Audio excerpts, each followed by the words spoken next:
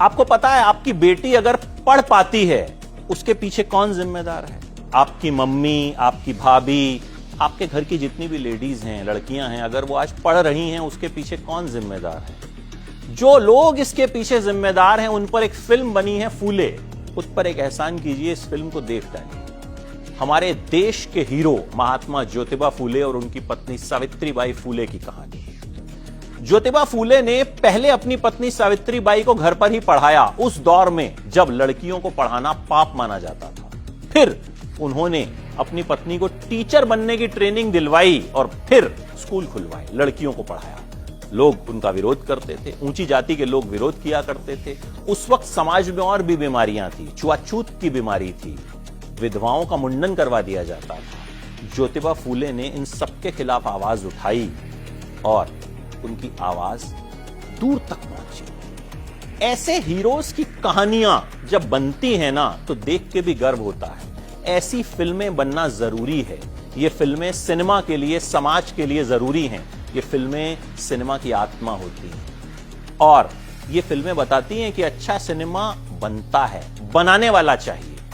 इस कहानी को देखिएगा कि कितनी दिक्कतें उनके सामने आई थी। एक सीन आता है जब ज्योतिबा फूले खड़े होते हैं और कुछ ऊंची जाति के लोग उनकी परछाई से भी दूर खड़े होते हैं, क्योंकि उस वक्त कहा जाता था कि नीची जाति के लोगों की परछाई भी हम पर नहीं पड़नी चाहिए। ज्योतिबा फूले ने ही सबसे पहले दलित शब्द का इस्तेमाल किया था। इस फिल्म के एक्टर्स की बात करूं तो दोनों एक्टर्स प्रतीक गांधी और पत्रलेखा नेशनल अवार्ड के हकदार हैं। क्या कमाल का काम किया। प्रतीक गांधी हर एक फ्रेम में लाजवाब है, चाहे ज्योतिबा फूले का बचपन हो, जवानी हो या फिर बुढ़ापा हो। बचपन तो हालांकि एक और एक्टर ने निभाया है, लेकिन जवानी से लेके बुढ़ापे तक का जो किरदार है प्रतीक शिद्दत से निभाते हैं।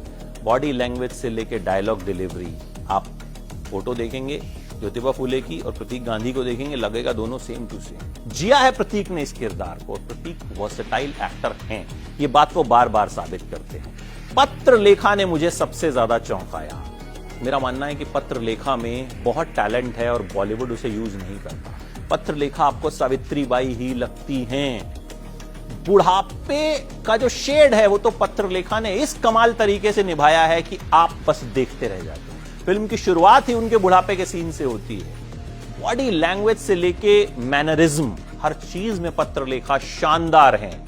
ये किरदार जिसने सोचा था कि पत्रलेखा निभा सकती हैं, वाकई वो आदमी जोहरी है, क्योंकि ये सोचना कि पत्रलेखा इस तरह का किरदार निभा सकती हैं, इसके लिए भी एक विजन चाहिए और पत्रलेखा ने उस विजन को साकार किया।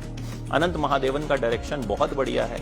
अनंत जितने कमाल के एक्टर हैं उससे ज्यादा कमाल के डायरेक्टर साबित हो रहे हैं। अनंत ने इस फिल्म को पूरी शिद्दत के साथ बनाया। इसमें बेकार के मसाले नहीं डाले, बेकार का वायलेंस, बेकार की जो वीएफएक्स होते हैं वो सब नहीं डाला गया है।